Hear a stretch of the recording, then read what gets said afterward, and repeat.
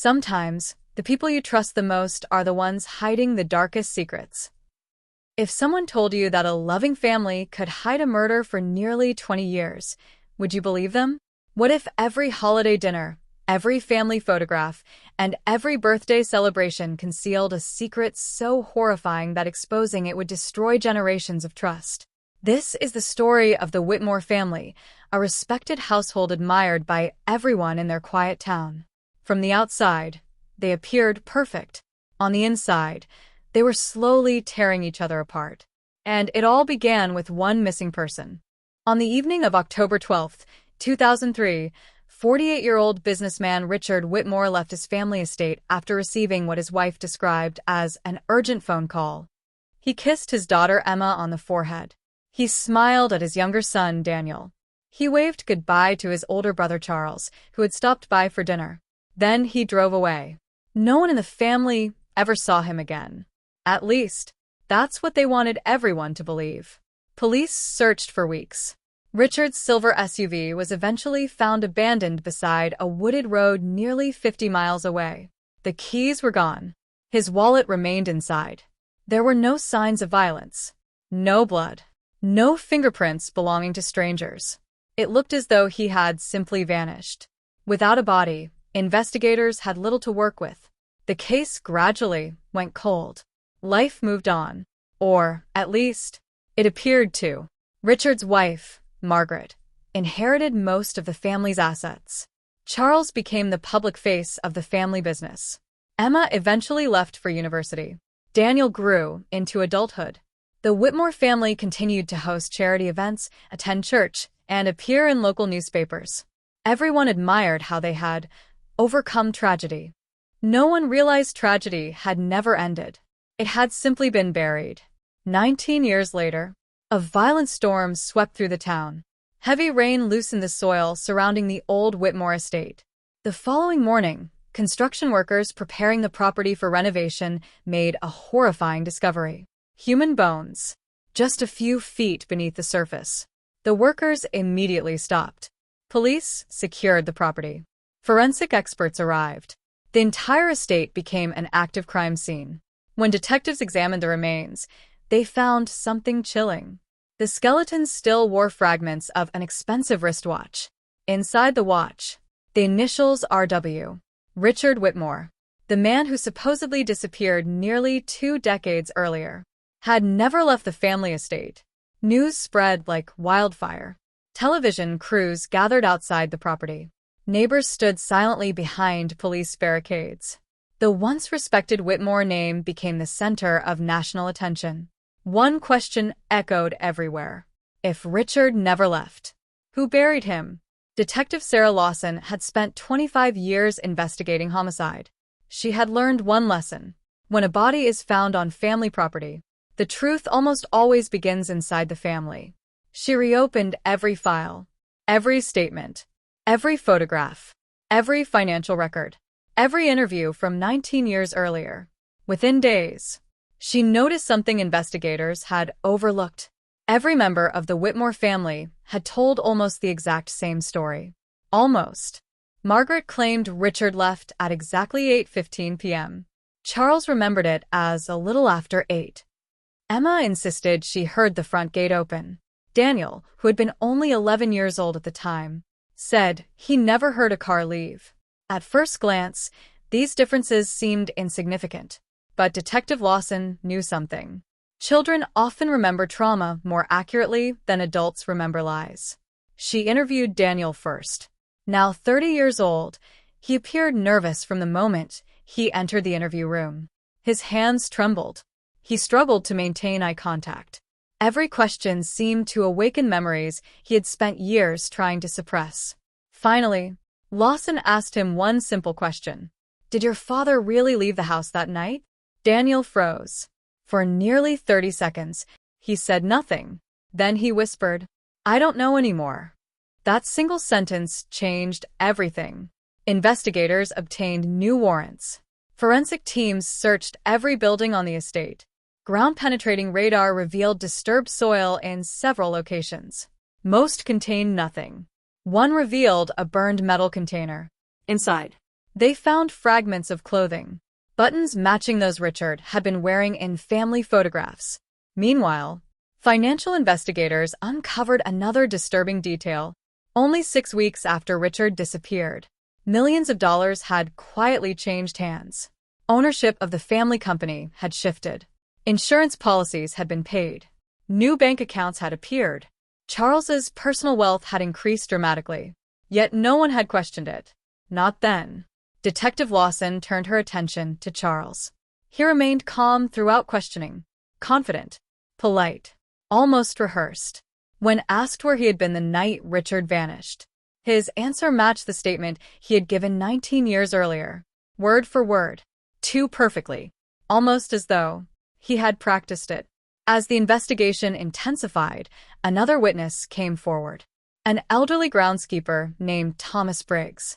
He had worked at the Whitmore estate for over 30 years. Back in 2003, he had told police he saw nothing unusual. Now, he wanted to change his statement. His voice shook as he spoke. "I was afraid." Detective Lawson leaned forward. "Afraid of what?" Thomas swallowed hard. "Not what." He paused. "Who?" According to Thomas, he had been repairing a fence behind the main house that night. Around 9 o'clock, he heard shouting.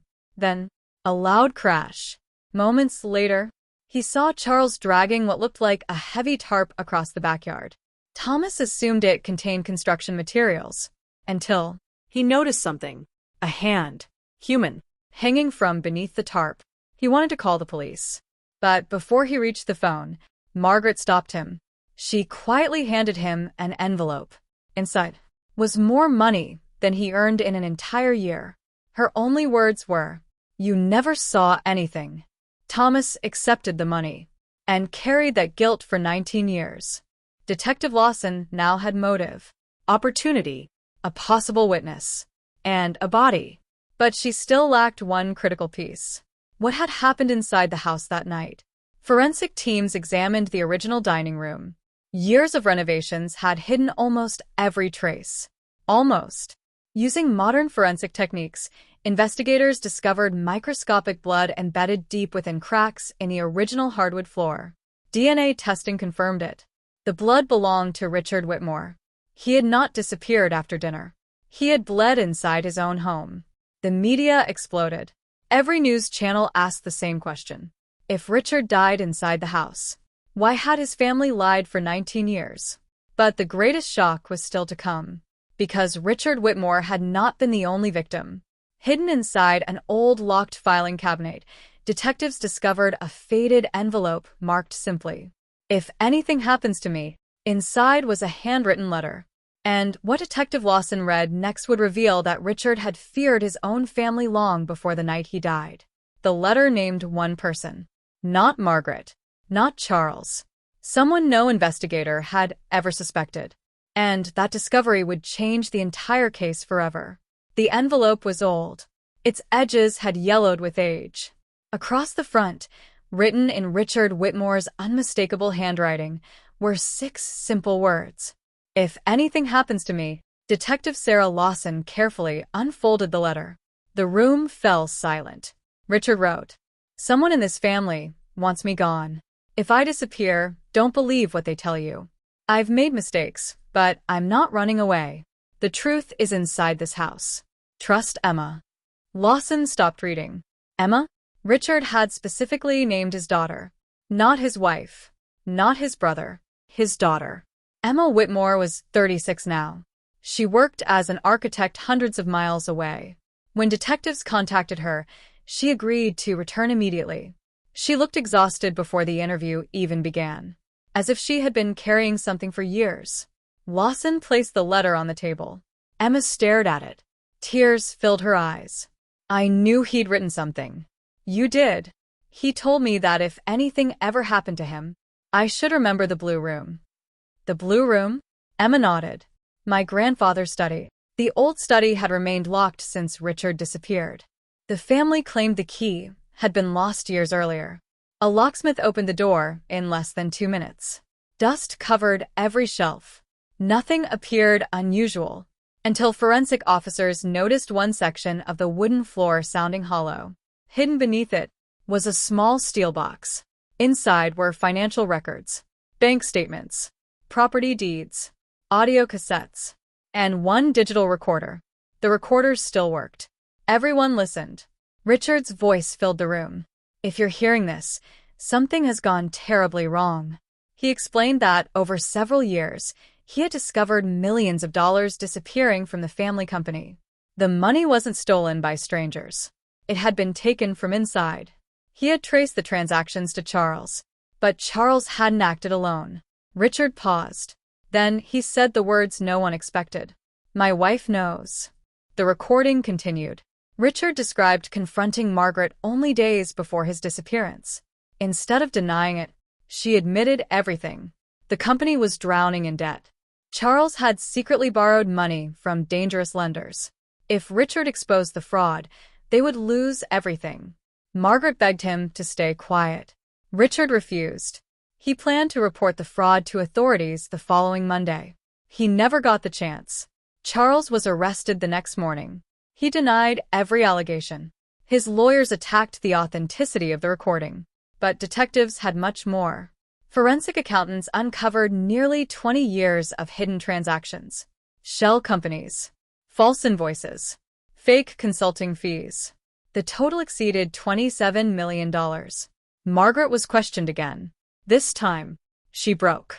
She admitted knowing about the financial fraud, but she insisted she never intended for Richard to die.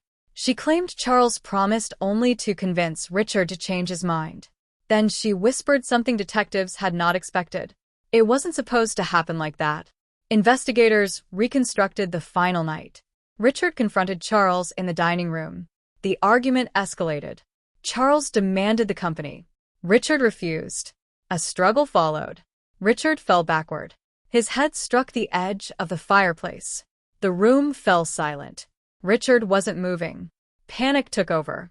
Instead of calling an ambulance, they called Margaret. Within an hour, the three adults made a decision that would haunt them forever. Protect the family name. At any cost. They wrapped Richard's body in a heavy tarp. Thomas Briggs, the groundskeeper, unknowingly saw them carrying it across the garden. Margaret paid him to remain silent. Charles buried Richard beneath the estate under cover of darkness. The next morning, they reported him missing. For 19 years, they lived with the lie. Family photographs, birthdays, Christmas dinners, television interviews. Every smile concealed a secret. Every celebration was built upon a grave. Then came the trial. The courtroom was packed. Journalists filled every seat. The prosecution argued that greed destroyed an entire family. The defense insisted Richard's death was a tragic accident followed by a terrible decision. But one piece of evidence changed everything. Emma took the stand. She revealed something she had never told anyone. When she was 16, she accidentally overheard Charles telling Margaret, "If he won't sign tomorrow, he won't leave this house." The conversation happened the day before Richard disappeared. At the time, she didn't understand its meaning. Now, she did. The jury deliberated for 3 days. Charles Whitmore was found guilty of murder and multiple counts of fraud. Margaret was convicted of conspiracy, obstruction of justice, and assisting in the concealment of a body. Thomas Briggs received immunity after investigators determined his silence resulted from fear and intimidation, and because his testimony proved critical to uncovering the truth. Months later, Emma visited her father's grave for the first time. She placed the old recorder beside the headstone, the same recorder that finally gave Richard his voice back. As she turned to leave, she whispered, "I'm sorry it took us so long. People often think betrayal comes from enemies, but the deepest betrayals are committed by those who sit beside us at the dinner table, those we celebrate with, those we trust without question. Because sometimes, the most dangerous place isn't a dark alley. It's the family home. And sometimes, the truth isn't lost. It's simply buried, waiting for someone brave enough to uncover it."